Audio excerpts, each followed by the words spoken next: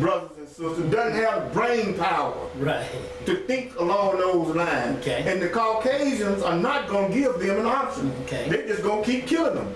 Okay. Okay. And the last thing I want to say, with the power that they have, and Brother Omar brought this up a couple of weeks ago, with the power that the gang members in our community are supposed to have, which they do have, and they will, why is it that they will terrorize our communities, and when the police come into the community, they run?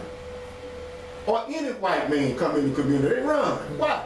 Why is it that these gangs we're talking about? In our gang, black gangs. Okay, go ahead. Yeah. Great question. Why is it that when the police or killer cops, who really, we need to identify them just as that, killer cops, okay, meaning that they have no other definition other than just killer cops, tied to the Ku Klux Klan, has no morals, no rights to anything. They don't have nothing as far as we should, as far as our concern should be. Why do the gangs not respond at all? Why are they so afraid of this kind of people or these kinds of people?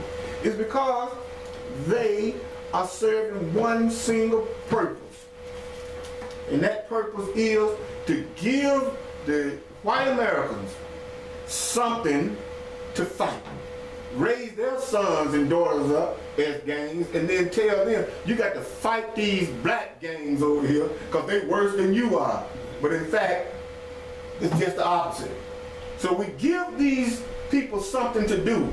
We give them an opportunity to build greater authority and greater power over our head, as if though they're predestined to have that, and they don't. Okay. Omar? Yes, sir. Fodali just spoke about the need for organization. And as we move forward, I hear the need for family to be involved as well. Did you hear what Brother Fodali said? No, when I was put on hold, I couldn't hear things. But give me the essence of what he said, and then we can go from there. Yeah, he was. Now you just heard Brother Talib, right? Yes, sir. Okay, but he was talking about Felix Mitchell, guys like that, some of the other gang members that don't come to mind right now, and how the Panthers and how these organizations were killed, and how there's no visible organization and leadership in the African American community today to provide leadership and guidance except here on the Love Power Show.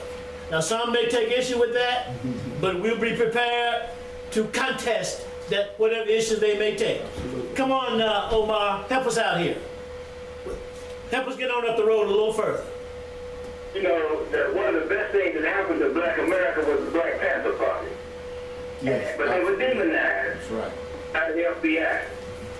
But that group that's what they do. That's an arm of the white supremacy organization and mindset in this country. Right, it takes us back to media. Yeah, the unity, and we're not doing that. We too separate. Even the churches are gangs. We too separated, man. The NAACP should be hand in hand with SCLC and SNCC and CORE. They should be all putting together an agenda to bring all these groups together so we can do something in commonality for our people. They each got their own little clique, and they don't want to come together because everybody want to be the chief. Time out for that. We have got to come together and unite. Otherwise, we're going to continue to suffer, and we're going to eventually disappear from this whole earth. That's right. So, the biggest gang that we got in America is the CIA. They were running drugs into the country on the wrong weekend. I feel through Lieutenant Colonel Albert North who worked out the basement of the White House. If gangs run drugs and all kinds of illegal activity could commit assassination, so the CIA is number one. The FBI is number two. We don't even rate. We ain't even the top 10 numbers of these little gangs we got.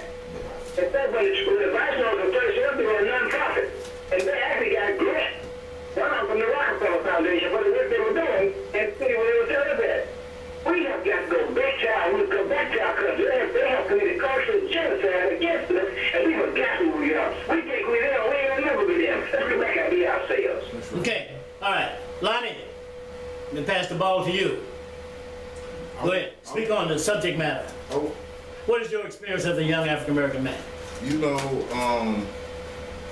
the gangs, as I was a teenager, you know, they were very influential, and as looking back, you know, I couldn't recall anybody else or any other organization during that generation or my generation that, like the brother said, that's out here standing up and, you know, going hard for our black youth, but the gangs. Right. And we got to remember back in, even in history, as it repeats itself, that, you know, our organization as African Americans started for protection of the community. You know, we didn't start to per se oppress other people. We started for protections of ourselves from white gang members, mobs, clan, whatever you want to call them.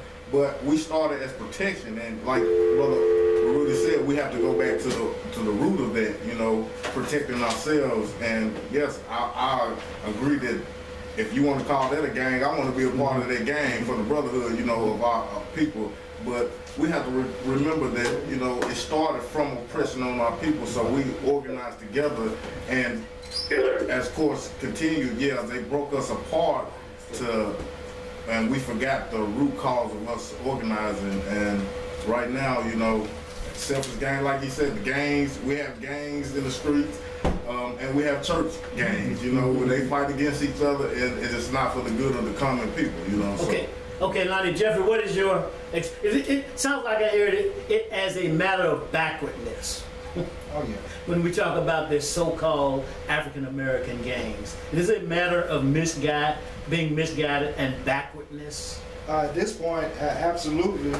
I think that, like, the essence of what we were, like Brother Lonnie was saying, the essence of why we started organizing, it wasn't to be gangs or being a part of something. It was done for primarily to give the black community protection.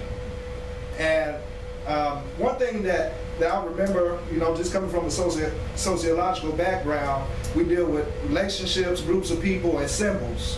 And because we communicate through symbols. One theory that I remember studying sociology in regards to symbols is, once a symbol is created, the people who have a relationship or believe to have a relationship to that symbol will use that symbol in the way that they see fit.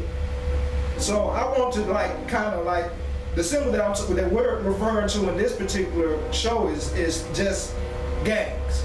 So the people who start these gangs, or these groups of people who have common interests or a common agenda, they start these groups. But it's the members throughout the generations who turn those groups into whatever they seem fit at that time.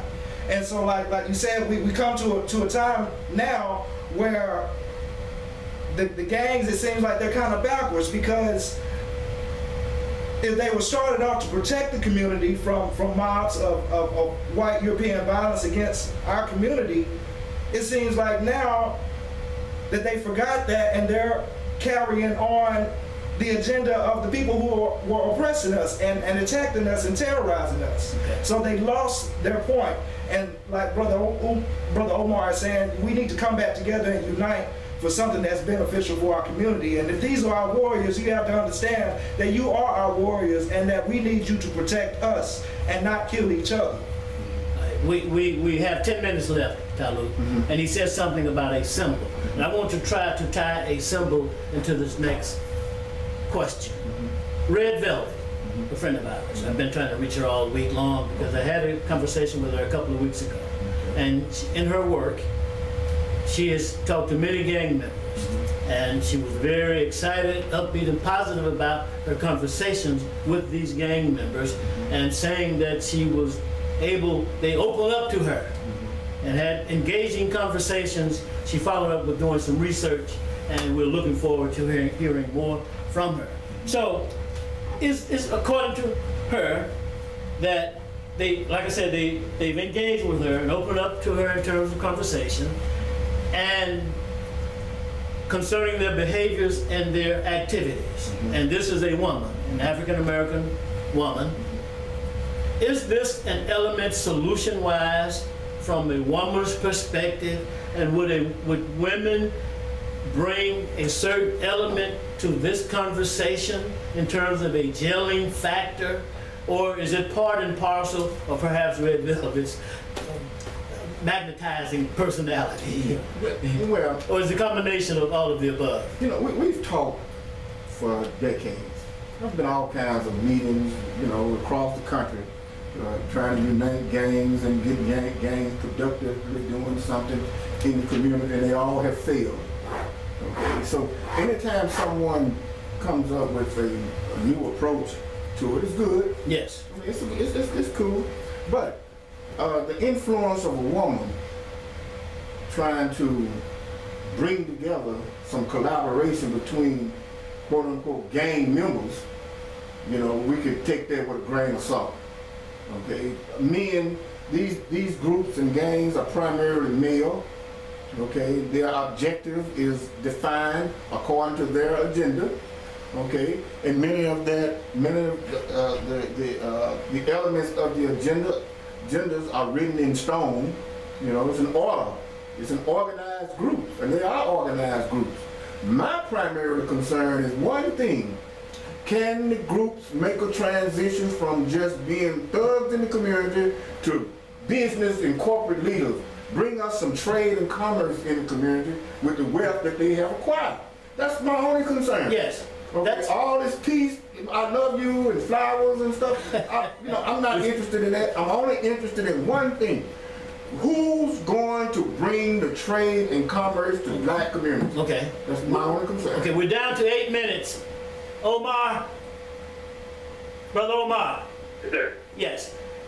We've seen some former this and former that. We've seen people make changes, transition, though they have not been many, but we've heard from some former gang members. My question is, there are rules and there are exceptions to rules. Is that right?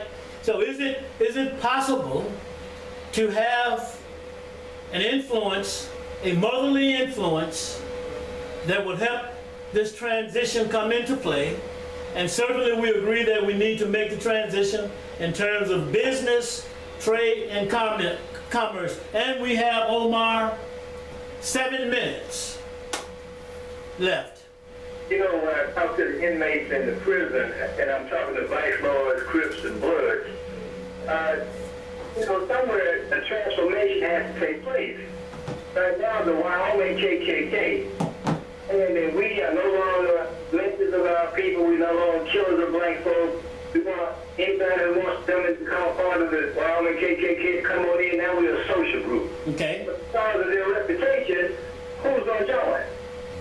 If the Vice Lords went back to their roots and we're no longer killers and drug dealers and gang bangers, come on, join us. Who's going to join? You already put a thing on your reputation. Mm-hmm. You got to go and transform yourself and come out of that name, come out of that way. And if you don't do that, nobody's going to join with you. But our people have got to transform this whole mess that we're into, trying to follow the white man. We are not going to be him. He is too much of a deadly devil for us to follow him. Come out of that and go back to who we were when we first got here. We were people that follow God. That's why we have a hard time hating everybody. We love everybody, but we hate ourselves, because that's how we've been taught. Okay. Go back to our roots, man. Okay. That's right, Omar. Okay. Not going to go forward. Okay.